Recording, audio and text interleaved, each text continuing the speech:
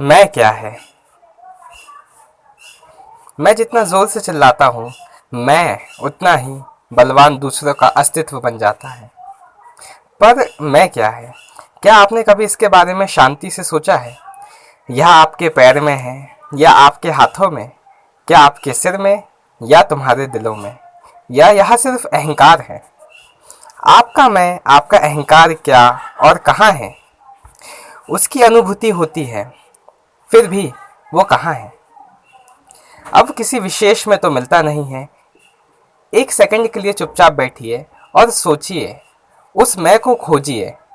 आपको आश्चर्य हो सकता है, लेकिन इसके बावजूद गहन खोज में तुम्हें तुम्हारा मैं कहीं नहीं मिलेगा। जब आप अपने अंदर गहराई से खोजोगे तो आपको एहसास होगा, कोई मैं नहीं है, जैसे कोई अहंकार नहीं है। जब स्वयं का सत्य होता है तो मैं नहीं होता।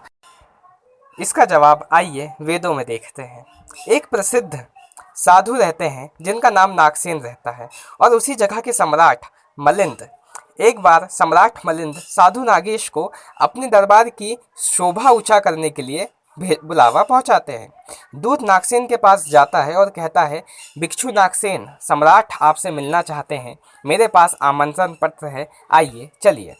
नागसेन उत्तर देता है, यदि आप मुझे चाहते हैं तो मैं आऊँगा, लेकिन माफ़ कीजिएगा, नागसेन जैसा कोई व्यक्ति नहीं है। यह केवल एक नाम है, केवल एक अस्थायी लेबल है। दरबारी ने सम्राट को बताया कि नागसेन एक बहुत ही अजीब आदमी है सरकार। उसने जवाब दिया था कि वह होगा तो आएगा, लेकिन कहा था कि वहाँ नागेश जैसा कोई आदमी भी नहीं है। और उसने कहा सम्राट कि वो आपके साथ मारा गया। अभी आश्चर्यजनक बात हुई।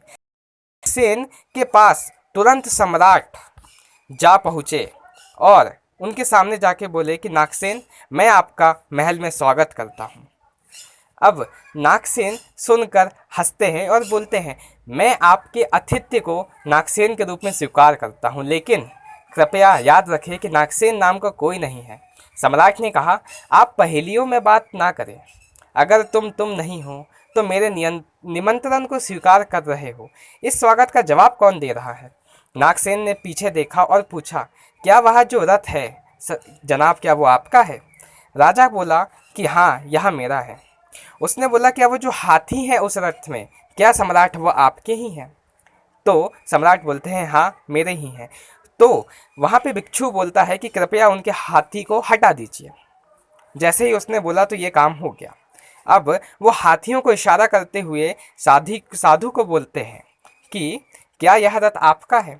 सम्राट ने कहा कि जब हाथी में से रथ निकल चुका है तो हाथी रथ कैसे हुआ? फिर भिक्षु ने एक संकेत के बोलने पर हाथी को दूर ले जाया गया और बांध दिया गया। अब क्या होता है, वहाँ पे धीरे धीरे उस रथ के सामानों को निकाला गया। उसमें जो डंडे रहते हैं उसको निकाला गया, उसके चक्कों को निकाला गया, और फिर वो पूछते हैं कि क्या ये जो डंडा है वो आपका रथ है? ये जो इसमें चक्के हैं, क्या ये आपका रथ है? इसमें जो आपका मुकुट है, क्या वो आपका रथ है? हर सवालों का जवाब राजा बोलते हैं, बिल्कुल नहीं, ये सारे सामान तो मेरा रथ है ही नहीं। भिक्षु एक एक करके भागों को हटाने का आदेश देता रहा, और प्रत्येक पूछताछ के लिए सम्राट का जवाब देना हुआ, यह रथ नहीं है। आखिर कुछ नहीं बचा। साधु ने पूछा, अब तुम्हारा रथ कहाँ है? हर एक चीज़ वहाँ से ले ली गई थी और तुमने कहा कि यह रथ नहीं है, तो तुम मुझे बताओ कि तुम्हारा रथ अब कहाँ है? रहस्य वाली बात यह थी कि सम्राट चौंक गए। साधु ने जारी रखा, क्या तुम मेरा पीछा करते हो? रथ एक सभा थी, एक निश्चित था, एक संग्रह था। मतलब कि रथ एक ग्रुप था, एक मिश्रण था, जिसके कारण वो रथ रथ कहलाता था। उसके सामान को अलग करने से उसका कोई अस्तित्व नहीं रह गया और उसका अहंकार चूराचूर हो गया। आगे भिक्षु बोलता है कि महाराज, रथ का अपना कोई अस्तित्व नहीं था, कृपया अंदर देखें, तुम्हारा अहंकार कहाँ है? जहाँ आपकी है मैं, वहाँ मैं तुम्हें कहीं नहीं मिलेगा। यहाँ कई ऊर्जाओं की अभिव्यक्ति है।